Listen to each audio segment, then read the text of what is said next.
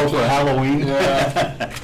A 9-foot winged demon. That was all kinds of crap. I had to lay the demon down the other night when the wind started blowing. I was kind of worried his wings were going to rip off. Just so you know, we are now live. Okay. It looks pretty awesome though. Yeah, we want to get some lights up to where, because at night, I put a light kit in the skeleton the other night, so his chest lights up now. But at night, it's kind of hard to see what's all there. I just feel like I haven't had time to decorate in the last couple of years. Not outside, I decorate inside. She's been bugging me for years to decorate for Halloween because it's her favorite holiday, and I'm like, no, I don't want to do it. So she bought the skeleton. I was like, well, if we're going to do this, we're going to do it. So I talked her into buying the other two. A couple of years ago, they had a giant T-Rex and then some baby ones that were just skeletons. I wanted those ones. Those were cool. Hey, you missed Lions tonight. So did you. I know. And Mark. Well, I didn't want to end up like Kevin McCarthy and getting fired from playing with zoning. There's a story there. Let's see here. My phone says 6 o'clock, so we'll begin the meeting. I'll call it to order, and my phone is exactly right on the time. Don't you? Okay, this is the Planning Commission meeting for Wednesday, October 4th, 2023.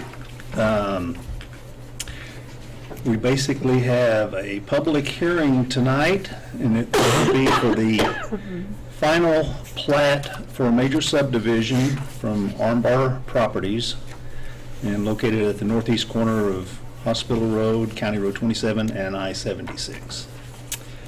So I'm going to open the public hearing, and we will start off with a staff report from Tyler. Very good. Thank you, Mr. Oakley. I'm going to turn off the light real quick. And good evening, the rest of the commission. So last time when we met, I think the meeting went an hour and a half, 2 hours. I don't anticipate near that tonight because so much of what needs to be covered was covered last time. So tonight will be more of a recap and then any changes and progress that's happened since then. So as far as the recap goes, Armbar Properties is applying for the final subdivision plat, as you just said, to subdivide a 52.8 acre parcel into 7 commercial lots. The parcel is located at the northeast corner of I-76 and Hospital Road. And then in the first page there, it speaks about the risk that they are taking on in wanting to get everything done and putting all the infrastructure in as they have prior to annexation. Monday night is the annexation hearing with City Council. I don't anticipate anything going haywire. You never know, that's the nature of public hearings, but they've gone forward nonetheless. So that's the expedition that's been going on. It's been keeping me very, very busy in the office. So this is the final process for everything going on. This is a quick rundown of everything that happened. Back in August, the petition for annexation was brought before council and approved. Like I said, the public hearing is set for Monday. State law requires that zoning has to be set within 90 days of an ordinance of annexation. So that's wrapped into this as well. The applicant wants to move simultaneously through as much as possible. At our last time, the preliminary plat was recommended for approval by the Commission for City Council, and then Council approved that plat the following Monday on September 11th. These are the public notifications that went out for tonight's hearing, so all proper notification has been put out into the community. This is the final plat, the final phase overall. And so this process itself is to complete the subdivision of land in conformance with all the applicable requirements and standards of the city and all recommendations made at earlier stages of the major subdivision review. Once the final plat is approved and all conditions are satisfied, a copy of the plat and the signed subdivision improvement agreement can be recorded at the Morgan County Clerk and Recorder's Office. And after all the documents are recorded, any lots created by the subdivision can then be sold and transferred to a new owner. So the proposal itself, our hard to see, I know, but it's in your packets there. 7 lots, like I said, all proposed to be zoned commercial. A couple tweaks were made on the hundredths of a decimal point that I didn't update in your packets, but that's pretty insignificant. But lot 1 roughly 5 acres, lot 2 roughly 3, lot 4 about 7.5, lot 4 and 5 and 6 all about 5 or so, and then lot 7 almost 13.5 acres. The review criteria, and this is where we spent a lot of time last time, is our city code, of course, lays out all the different submittal requirements to ensure that all the necessary considerations are brought into the review process. And aside from those, some minor revisions, those requirements have been met. And then Article 10 of our code describes all the design standards, which is for lots, blocks, monuments and markers, easements, streets, sidewalks and trails, natural features, storm drainage, water, fire protection, sanitary sewer, and utilities. Up on the screen, nothing's really going to change. So this is the updated one. This is the preliminary one we looked at last time. So there's a little more words on there, but essentially it's all easement related for the most part. Renaming some easements, moving some lines around. But overall, things have pretty much remained the same. They did update the road names as well. Last time it was Armbar Way and just Road B. They've since updated it for this short road up here as Faith Road, and then this long one as Cross Way. Beyond those minor changes, not a whole lot of other changes have needed to happen. All the different lots, blocks, monuments, etc., all those have been satisfied. The only exception to that is the easements. There's a couple of clarifications that I will need from them on some easements. Not that it's super relevant to this, but just so you're aware, initially the design was for the sewer line to come up through North Ray Street here, and we were told by Xcel Energy that the gas line was in one location, but they discovered that it was actually in a different location, so the sewer line had to be moved out of the right-of-way and into the property, so that what was a solely drainage easement has now become a utility easement as well, to accommodate the placement of the sewer line coming up through there. So it's outside of the roadway as opposed to inside of it. No comments, surprisingly. No comments have come from the public to date, but just as a general overview, some comments that I had that we touched on briefly. In the staff report, it talks about the soil conditions. Soil's pretty good over there, no concerns there. Traffic and flow, the majority of the traffic, again, we expect to come off of the interstate and then come in across Crossway here, and then coming back out that way. Some will come down from County Road T in here, and some off of Ray Street, but the majority of it's going to come in right through there. Once these are developed, once we get site plans from the end users, we'll have traffic studies that'll be done on those. However, catching myself, is that the developer is going to be doing a traffic study with the proposed use, just to have a baseline for everything as soon as that road is open, so they can give a good traffic count as to what currently is there. And that'll be closed just for a few more weeks based on asphalt and Martin Marietta being able to get out of here, as well as some testing that we have to do with them to ensure the water line and sewer line are buttoned up nicely. Xcel Energy, they are still working on some elements of theirs. They do need to underline those lines that are currently there, those overhead utility lines. As far as I know, that's still in their game plan. It's required in our code for any new subdivisions for electrical to be underground, and so that will happen. I don't know when it's going to happen, but Xcel moves at their own pace, it seems like. Land dedication.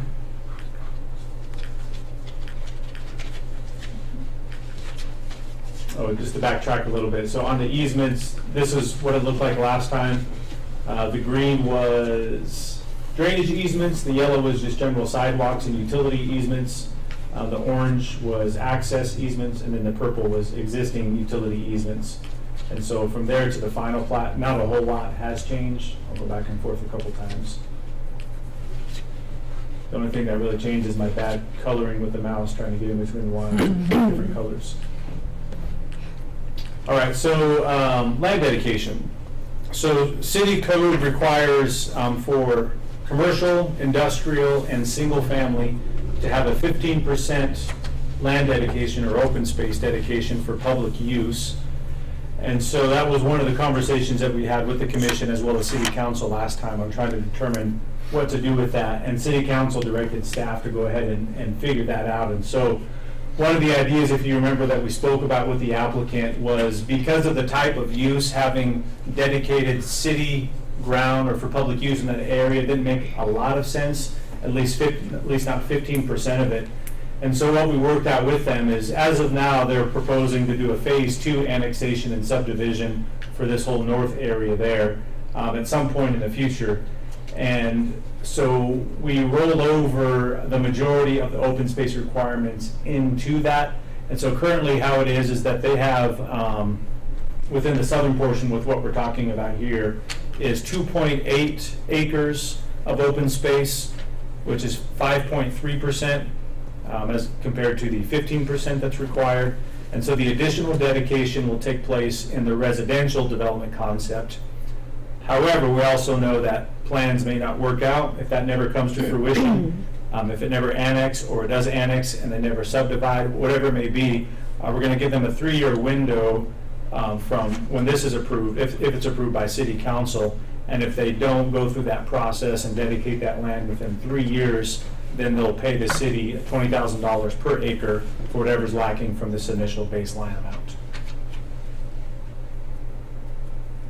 Any questions on that? Or I'll just keep going. We can do questions later. I'm sorry. That's fine. So entryway, we talked about this last time as well, just kind of matching with what's on the south side in front of Love's on the north side overall. That's the Love site plan. I talked about the different measurements back from Hospital Road, relatively speaking, of what that would look like here. This is a section or a cutout of the proposed plat. I put a bunch of red lines on there. So what we had talked about is a 100-foot minimum primary structure setback right along here off Hospital Road. Doesn't mean that they can't do anything over here, but just no structures can be within this spot of these 2 lots right there. So their main structure or anything else would have to be 100 feet back from the curb.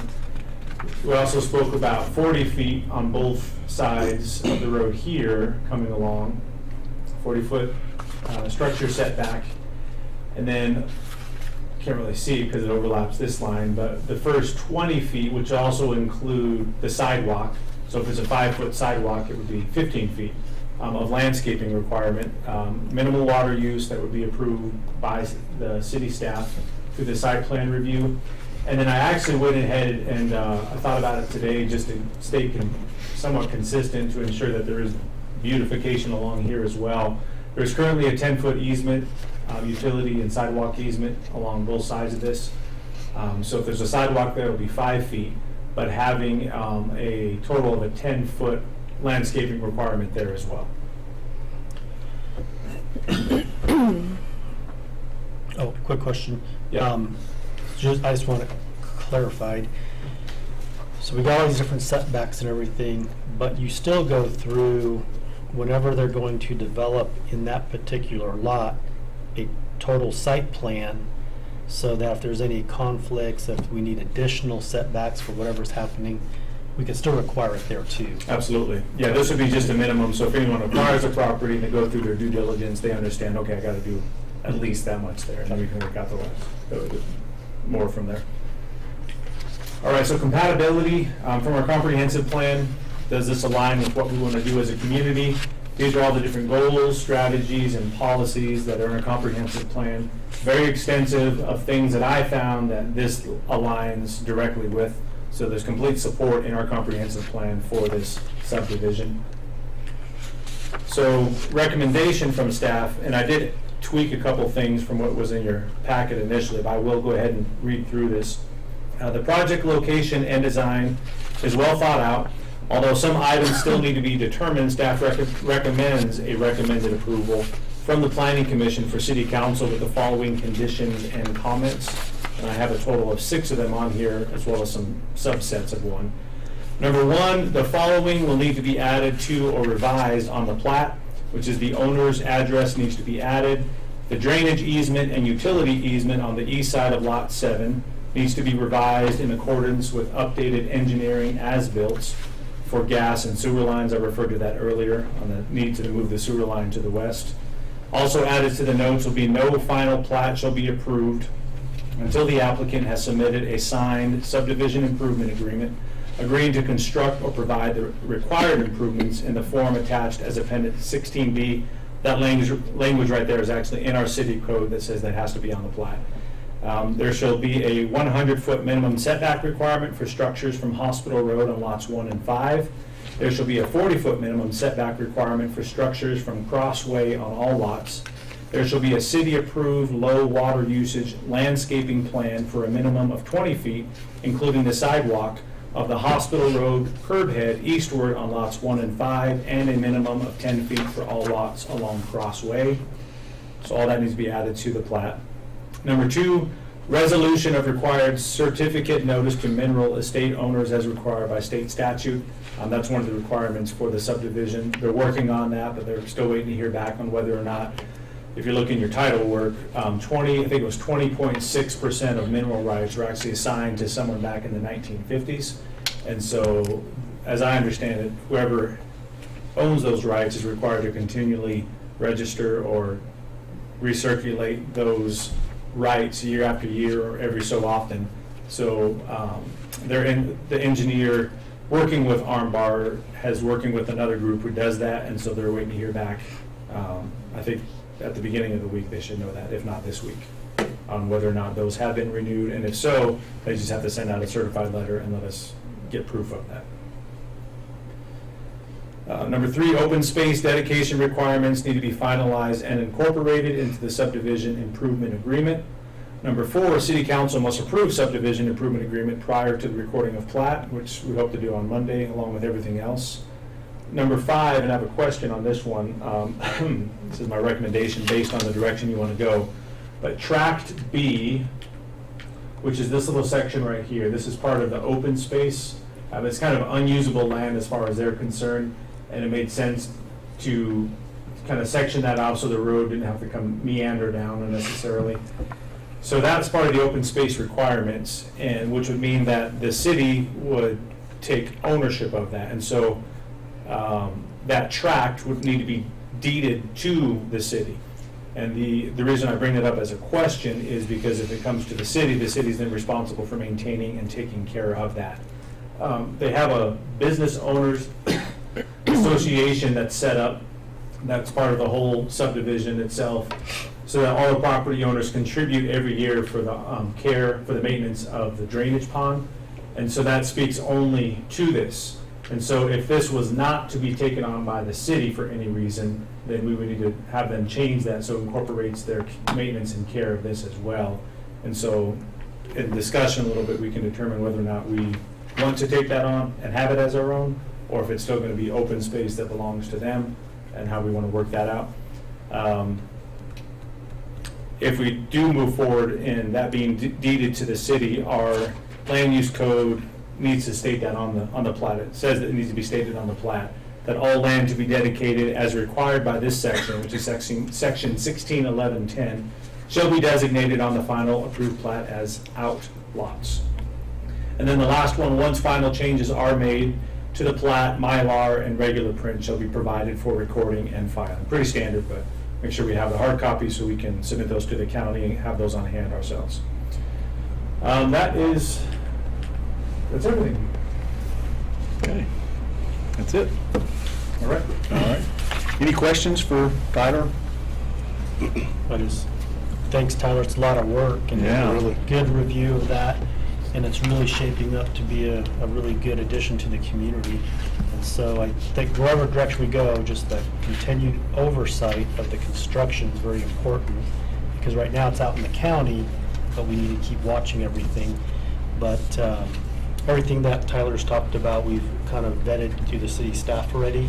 So we're pretty excited about it, because it's going to be a good addition.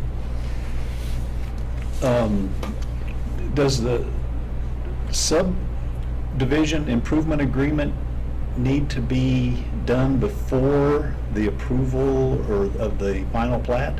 It is done, yeah, so on Monday, how the plan of action is annexation first, because we technically can't do the rest until it's approved in city. So all the annexation process itself, and then the subdivision improvement agreement, and then the subdivision plat itself. Final plat. Yeah, since that's tied into it, and then the zoning, because the zoning actually might be tied into the annexation part. Okay. I think it's great that, this tasking is going on, that. Yeah, it's been interesting. Yeah. Learning it's, experience juggling all Sure. that. It's been very thorough, and I think it could be kind of a model and Sure. for other communities, because it's run really smoothly, even though it's been pushed through kind of at a pretty high pace. It's just, looks like all the Ts are crossed and the Is are dotted here, so. I hope so. It's not one of those things in 10 years, someone looks at an agreement and is like, what were they thinking in 2020? Well, hindsight's always 20/20, but Right. I think, I don't see any problems with it. I think it looks like it's going really well, and it's gonna be a huge improvement, I think, for the city. One of the things that's been beneficial for this being so quick is because Western Engineering Consultants has been their consultant, which Chad Cox has worked with the city for years, so he's very familiar with our standards, our processes, our internal way of thinking about things as well. So that's about leaps Absolutely. and bounds.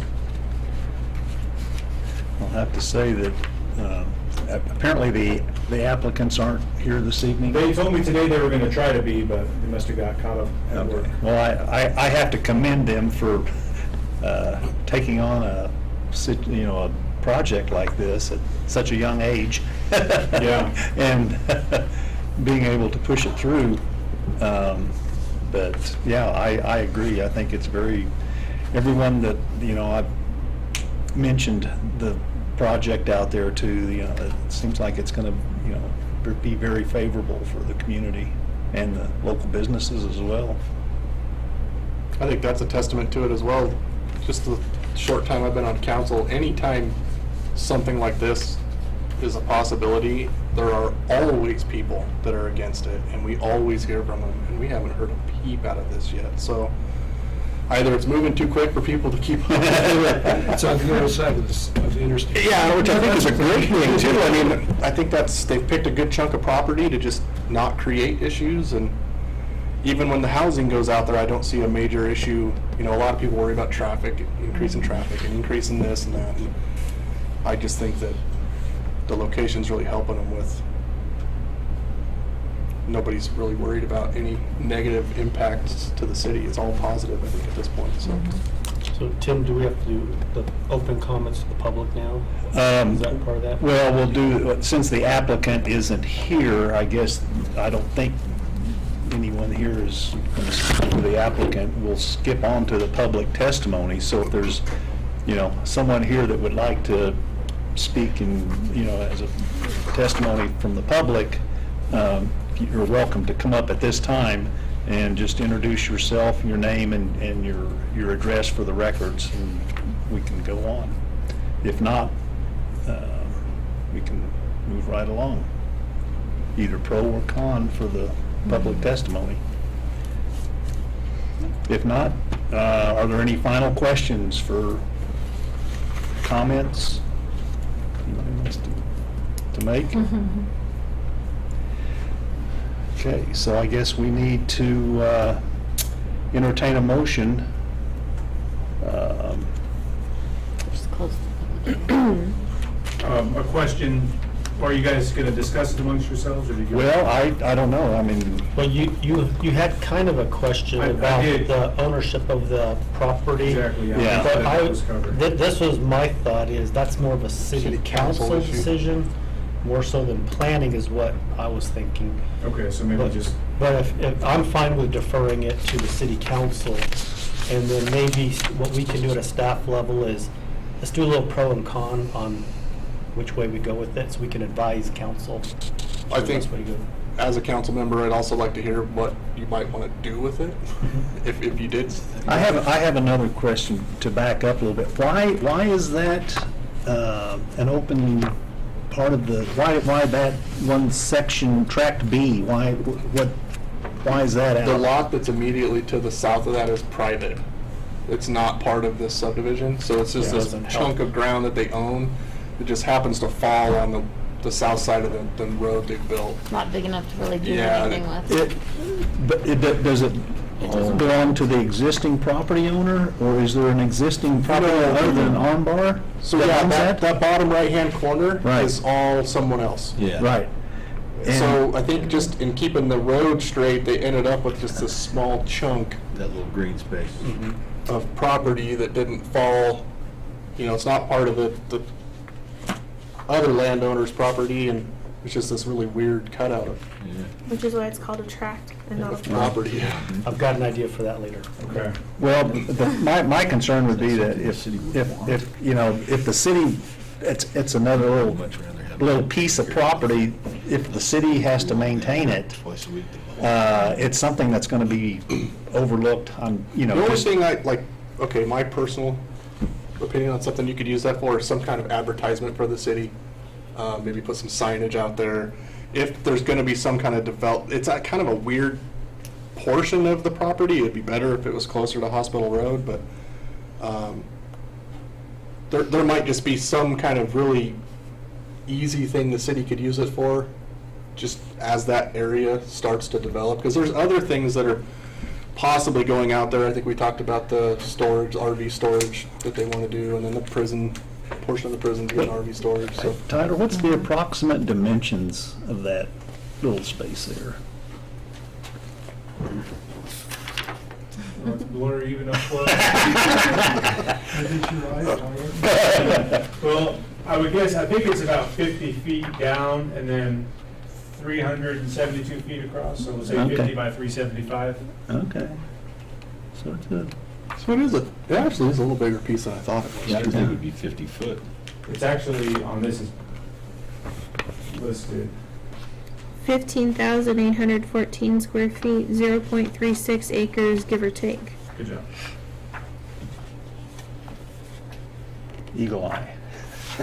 But not far away, that's all just a mess. That's what these are for. Yeah, I don't know, I'd be curious what staff comes up with on possible We'll usages discuss for it, because we're always looking for ways to advertise brush or. The challenge with trying to put advertisement right there is the buildings that exist from the other property owner. You're not gonna be able to see anything. Oh, you just put it high enough, you'll be able to see what it Another love sign, you know. is. Oh, man, you can see that thing from outer space. It's way too far. Yeah. So is that anything that we need to address specifically I then? would take it to staff first. Yeah, I think. Yeah, so I suppose leave it in there as part of the recommendations, so it's carried on in conversation. Okay. Yeah, I don't think it's a huge issue one way or the other. Okay, is any other questions or discussion that we need to talk about?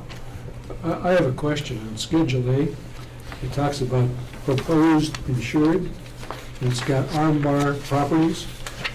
And then right below that, it's got Ed Churchwell, and Julie Churchwell. Oh, that's on the title insurance documents? Yes, yes. What- Why is there two different entities? I did notice that myself. Let me pull it up over here real quick. I didn't ask Armbar themselves to confirm on that. I don't know if the Churchwells are an investor into this project, and so their names are, so they're tied into it overall.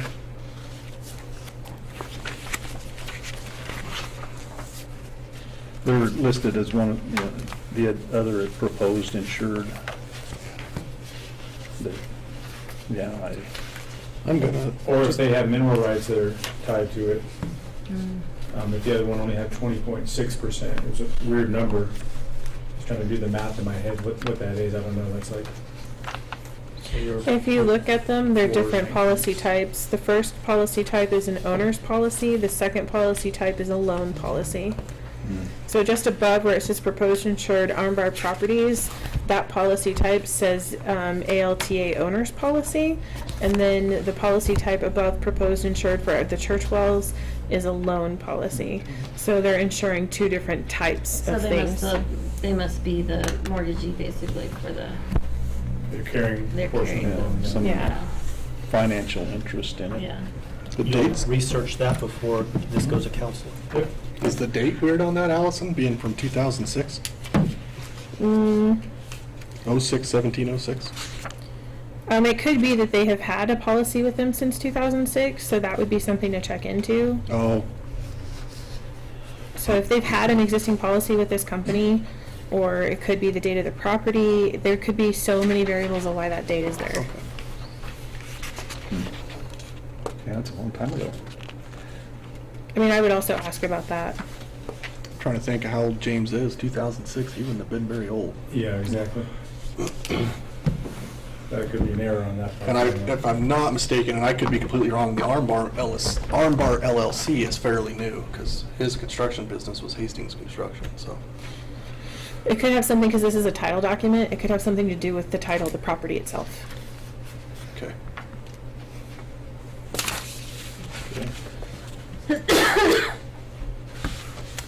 Anything else?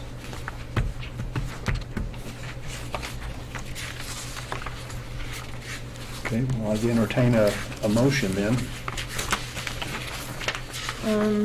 I move that we approve or recommend to Recommend. council the approval of the final plat major subdivision of Armbar Properties. Do you need me to read the whole thing? No, but you can add with all the conditions staff. With read. all the conditions that staff recommended. Second. Okay, been moved and seconded. Any further discussion? If not, we'll take a roll call vote. Commissioner Mussel, Yes. Commissioner Buren, Yes. Councilor Gorell, Yes. Councilor Spradlin, Yes. Mayor Sherman. Yes. You forgot me. Chair Oakley. Yes. Sorry. I'm already fired. I ran through the whole thing, I'm like, that's what you get. Okay. And it looks like that's all we have for tonight. So with that being said, I'll close the public hearing and I'll ask for a motion for adjournment. So moved. Second. Been moved and seconded. All in favor? Aye. Opposed? All right. Thanks, Tyler. Thank you. Thank you, guys. Thanks a lot, Tyler. That just It's pretty impressive. Okay.